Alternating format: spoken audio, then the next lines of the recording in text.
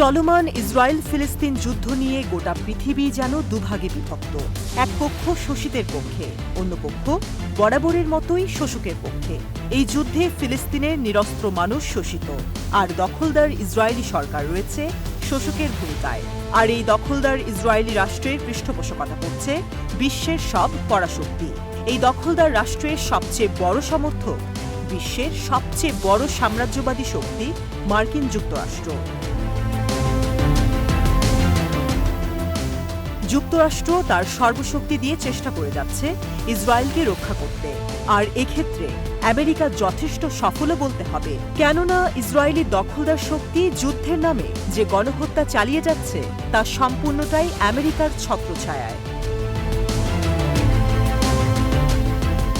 তবে মধ্যপ্রাচ্যের রাজনীতিতে একটা পরিবর্তন দেখা যাচ্ছে। ইরান তো শুরু থেকেই নিপীড়িত ফিলিস্তিনের পক্ষে ছিল। বিভিন্নভাবে ইরান সে কথা জানানো দিয়েছে সরাসরি। গত 13ই এপ্রিল ইরান এই কথা রীতিমতো জোরে সোরে জানান দিল ইসরায়েলের ওপর হামলা করে।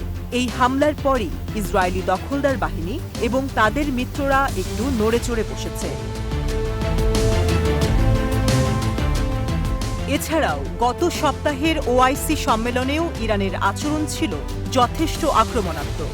ওই সম্মেলনে ইরান সমগ্র মুসলিম জাতির প্রতি ইসরায়েল এবং তার মিত্রদের বিরুদ্ধে দাঁড়ানোর আহ্বান জানিয়েছে। এমনকি ইরানের পররাষ্ট্রমন্ত্রী এও বলেছে যে ফিলিস্তিন, লেবানন এবং সিরিয়াকে বৈদেশিক দখল থেকে মুক্ত করতে না পারলে সমগ্র মধ্যপ্রাচ্যের আঞ্চলিক স্বাধীনতা বলে কিছু থাকবে না।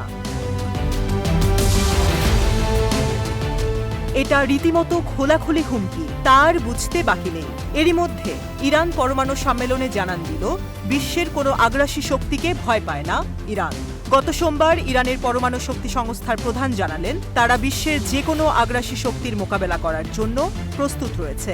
অবশ্য ইরানের যে প্রস্তুতি আছে তা 13ই এপ্রিলের হামলার পরে মোটামুটি সবার কাছেই পরিষ্কার। এজন্য ইরানের বিরুদ্ধে পরবর্তীতে কোনো জোরালো পদক্ষেপ নিতে পারেনি ইসরায়েল, বা বলা যায় নেওয়ার সাহস করেনি। ইরানের পরমাণু শক্তি সংস্থার প্রধান কর্মকর্তা মোহাম্মদ ইসলামি বলেন, আমরা পৃথিবীর যে কোনো আগ্রাসী এবং পরমাণু শক্তি সমৃদ্ধ দেশকে মোকাবেলা করতে প্রস্তুত তো বটে, সেই সাথে আমরা আমাদের পরমাণু শক্তি অন্য দেশে পাঠাতেও প্রস্তুত। আর এভাবে আমরা সমস্ত বাধা ডিঙাতে চাই।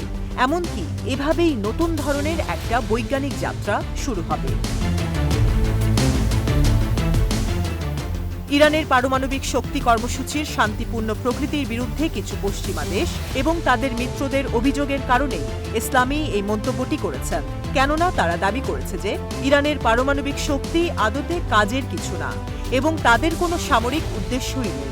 ইসলামিক রিপাবলিক অব ইরান এই অভিযোগ প্রত্যাখ্যান করেছে।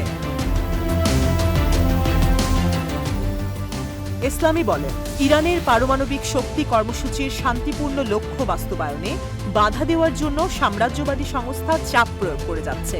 তা সত্ত্বেও এই আন্তর্জাতিক সম্মেলনটি ভালোভাবে শেষ করা হয়েছে এবং গ্রহণযোগ্য হয়েছে।